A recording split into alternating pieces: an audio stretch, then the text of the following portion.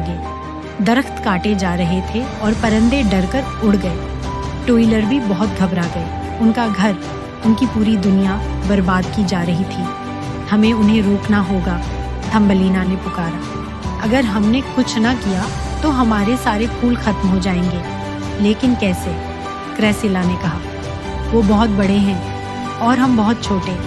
Thumbelina सीधी खड़ी हो गई, जितनी कि एक अंगूठा हो सकता है। मैं जाकर उन द्वीप व्हीकल लोगों से बात करूंगी, शायद मैं उन्हें समझा सकूं।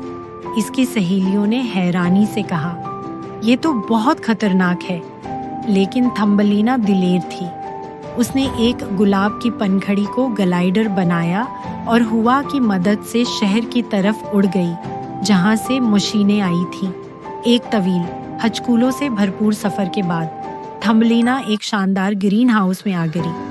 वहां एक बड़ी लड़की रहती थी जिसका नाम था मकीना। मकीना तकरीबन 10 साल की थी